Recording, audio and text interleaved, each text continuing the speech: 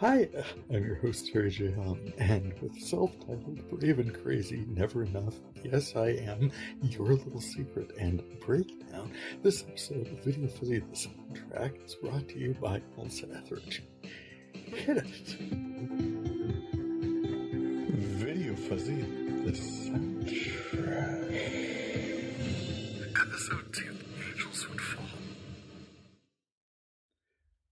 Hi, and welcome to this, my second ever Video Fuzzy, the soundtrack, the video entry. The following is from episode 16, Angels Would Fall, the breakout conversation about Melissa Etheridge music in my collection.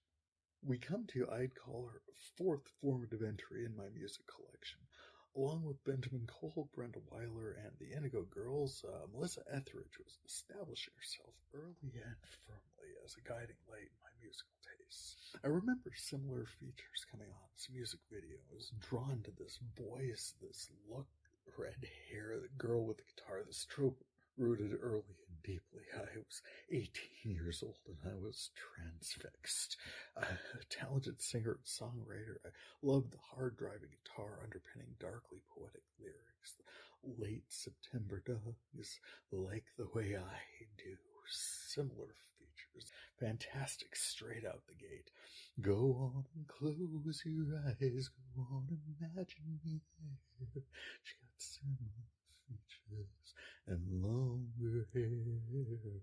That's what it takes to get you through. Go on and close your eyes. It should bother you. Imagery. Zaire as a steel blue knife, night after night, the scent of passion would linger. You had to have the jewels wrapped around your finger, your midnight state of mind, the paint still wet, and your do-it-by-number dream. Holy, seriously, all of that is one song, and her debut single, and then you get to Chrome-Plated Heart, you get Like the Way I Do. That is 3 master-level works on a debut album. I already mentioned haunting existential dread, late September dogs. This one LP, Bring Me Some Water, I want you.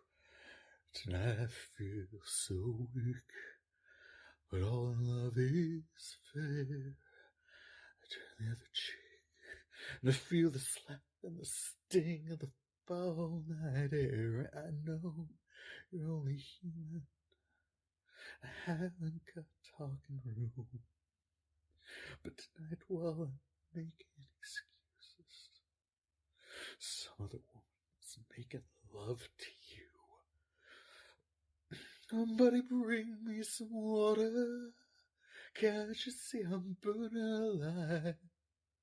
Can't you see my baby's got another lover? I don't know how I'm gonna survive.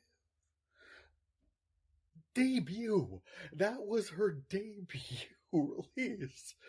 The title track for this episode, not even among them. That song came out over 10 years later, which by then, AIDS Crisis, Matthew Shepard, her LP, Yes I Am, a public acknowledgement of truths she had felt okay letting us know about before.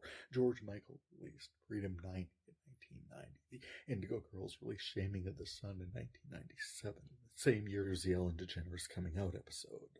Yes, I Am came out in 1995. Artists were starting to say stuff out loud. Elton John was married to a woman almost into the 90s, and people still get disowned, fired. It was getting better, but pop culture wasn't the safest of spaces yet. No. Meanwhile, this one bursts on the scene with powerful vocals, lyrics, guitar strong, chrome-plated heart. The song announces its presence. You're gonna feel some stuff. That song's gonna make you feel it. And Bring Me Some Water, that track, can't you see I'm burning alive? She revisits imagery in her. I have added this one, but her A Burning Woman release came out last year. She's tremendous. I'll get to the title track of this project, a bit of autobiography. His whole effort is my relationship to music, artists, and my collection. So yeah, 2012, my now husband is planning his move to mine. I'm excited. I mean, this is such a huge move for me relationship-wise, and coming to terms with myself, who I am, what this relationship means, and from breakdown, or at least a dozen years, and in many ways a reality removed at this point.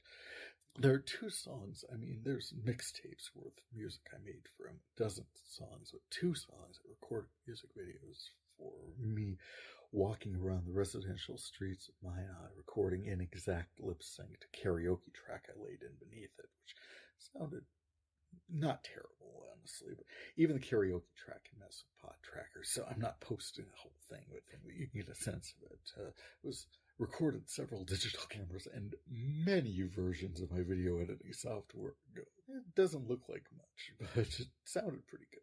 Well, after sending it to him, he did still join me in North Dakota's. Angels Would Fall carries imagery from Broadway production Angels in America, and indeed the track was used in 2003 HBO adaptation of the stage production Angels Would Fall, Fallen Angels. The song is suffused with religious imagery. Effectively a rebuke of the mindset's driving narrative of, for example, AIDS as a divine retribution while people were suffering and dying, and division caused by fear and uncertainty. Meanwhile, the song itself struck me dead right where I lived, because I was still coming to terms with myself. What people say, what they think of me, never occurring to me that maybe they'd just be happy that I was happy. And while the broadest response I was hardly universal, bore out some of perhaps the fears I was struggling with. And the rope that's wrapped around me is cutting through my skin. The depths that surrounded me finding their way in. I keep it close to me, like a holy man prays in my desperate hour. It's better that way. The situation was becoming untenable. I was in love. I loved this man. I didn't want to. I'd had bad online experiences before, our chats, conversations, of meeting him, visiting him, this beautiful young man, his enthusiasm, his energy. This relationship was so exciting to me. I was also new. I was breaking away from, I had already left the church, but I was so aware of the struggle theology has with this issue. I knew what my heart was telling me. If I was justifying something, so be it.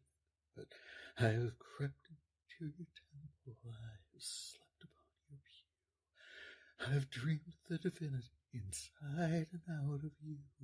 I wanted more truth. I could taste it on my breath. I would give my life just for a little death.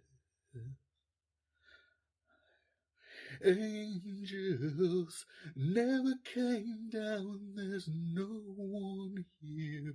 They want to hang around, but if they knew you at all, then one by one, angels would fall.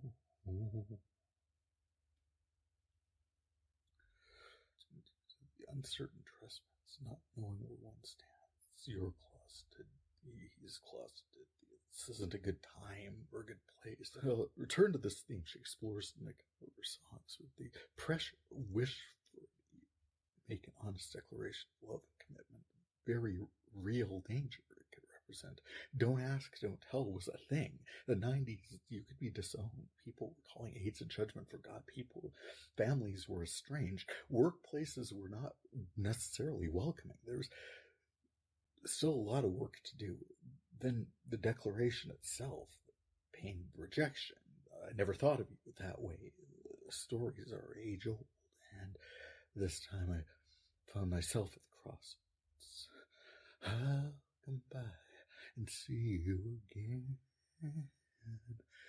I'll have to be a very good friend. If I whisper, they will know. I'll just turn around and go. You'll never know my sin. In my apartment in my heart, in a chat, in the conversations, I felt real. I felt in love. I would let myself. It was the longest 2 months of my life. At the time from my January visit to him in Missouri and his moving to North Dakota in March. I don't know about my public-facing life at this time. I know I told my folks about Ralph after he visited me in December. I knew that they were disappointed. This was real.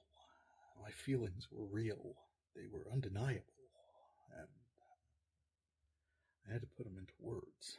Christmas Day in 2011 was a Sunday. And the way my universe is organized, there was no buying this song on my phone.